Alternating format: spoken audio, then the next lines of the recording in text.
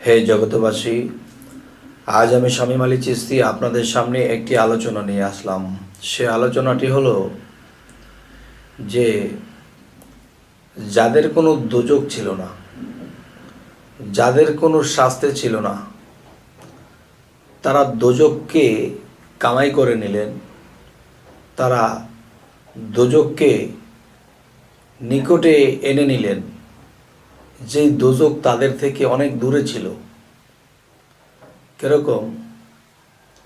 যে মানুষ আল্লাহর ইবাদত করুক, আর সেই ইবাদত যার যেরকম ভালো লাগে তেমনই করুক, কিন্তু দেখা যায় যে মানুষ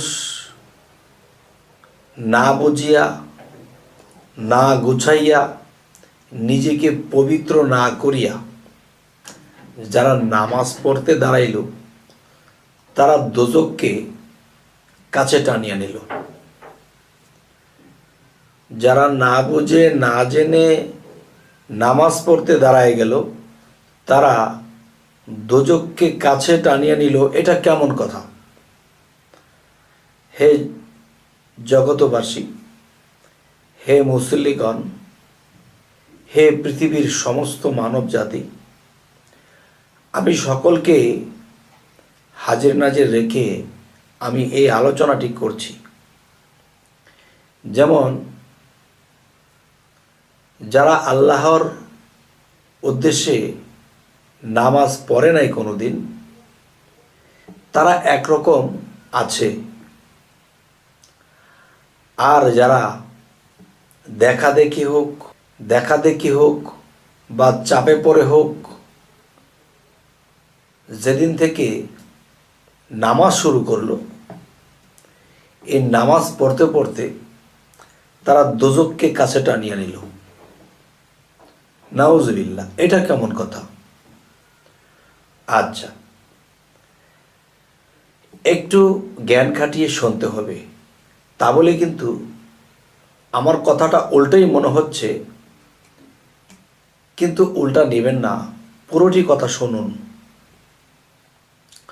যে কথাটি আমি এখন বলতে চাচ্ছি, সেই কথাটি হলো, মানুষ এতদিন নামাজ পড়েনি, কিন্তু মনে মনে একটা বিশ্বাস আছে যে আল্লাহ স্রষ্টা একজন আছে, এই জগৎকে সৃষ্টি করেছেন তিনি আল্লাহ একজন আছেন। যদিও দুষ্টামি করত, যদিও এদিক সেদিক চলতো, তারপরে কিন্তু মনে একটা বিশ্বাস আছে যে সমস্ত বিশ্ব আল্লাহ সৃষ্টি করেছেন। এতটুকু বিশ্বাস অন্তত ছিল। আচ্ছা, যেদিন জানতে পারলো, বুঝতে পারলো, চাপে পড়লো যে নামাজ পড়তে হবে, আর যেদিন থেকে নামাজ পড়তে শুরু করলো, সেদিন থেকে সে পাপী হইতে শুরু করলো। সেটা কেমন? যেমন দেখা যায়, যখন নামাজে একজন ব্যক্তি দাঁড়াইল, তো হাদিস অনুসারে যে নামাজ তুমি এমনভাবে পড়ো যেন তোমার সামনে আল্লাহ দাঁড়িয়ে আছে এবং আল্লাহর কুদরতি চরণে সেজদা দিচ্ছ।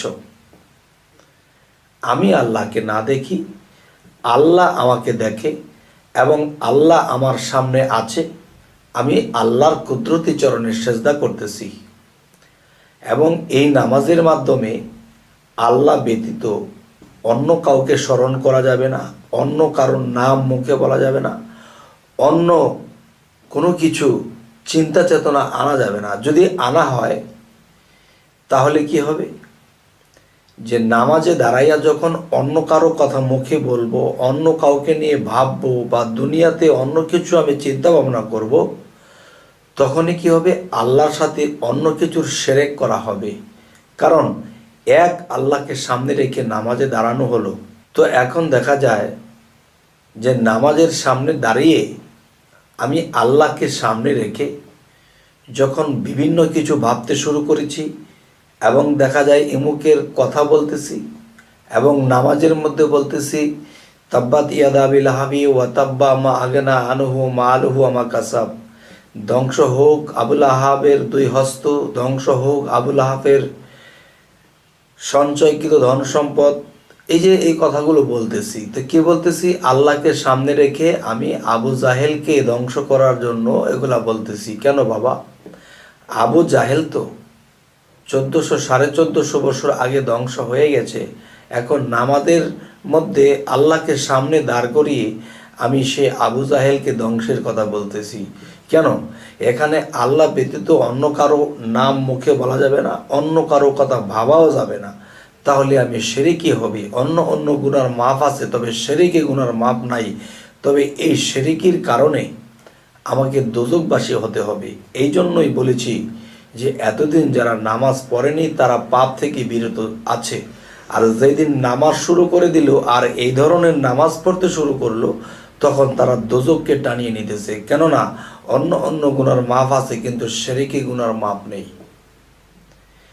তবে হে জগতবাসী, জানি না আমার এই আলোচনা যারা সম্পূর্ণটি না শুনবে তারা অবশ্যই আমার উপর ক্ষিপ্ত হবেন, এবং পুরোটি আলোচনা যখন শুনবেন তখন আপনারা ক্ষিপ্ত হবেন না। আচ্ছা, দেখা যায় নামাজে দাঁড়ানোর আগে থেকেই আমরা মিথ্যা বলতে শুরু করেছি। নামাজে দাঁড়ানোর আগে থেকে মিথ্যা বলতে শুরু করেছি কেমন?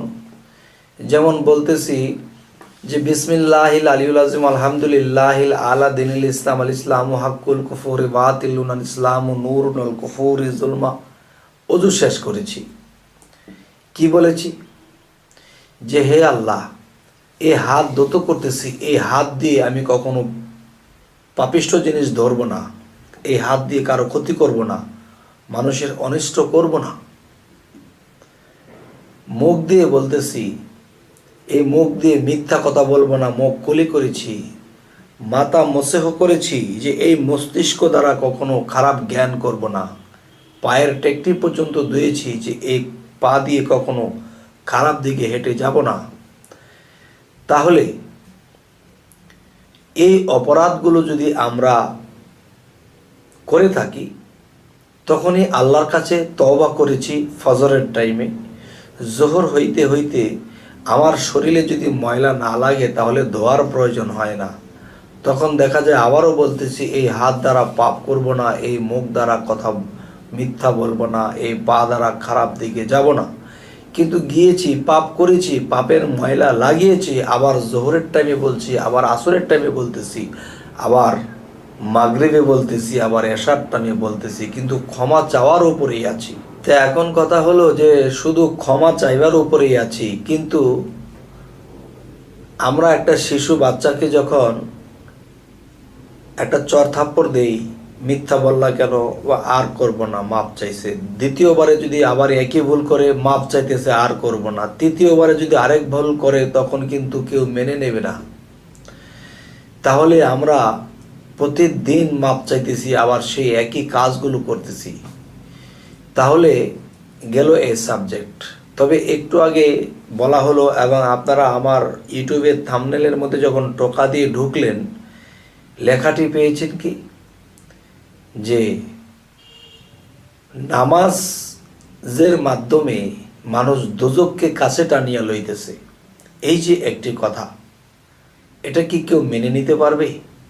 তবে আমরা কিন্তু নিজের অজান্তে এই ভুলগুলো করতেছি, এই কাজগুলো আমরা করতেছি।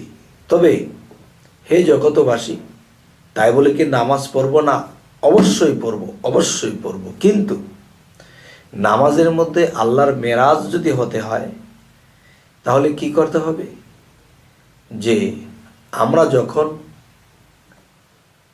যখন নামাজে দাঁড়াবো, এক আল্লাহ ব্যতীত অন্য কোনো কিছু মনে করা, অন্য কারোর নাম মুখে বলা, এই হইতে আমাদের বিরত থাকতে হবে। দেখা গেছে যে নামাজের বাংলা কি? স্মরণ করা।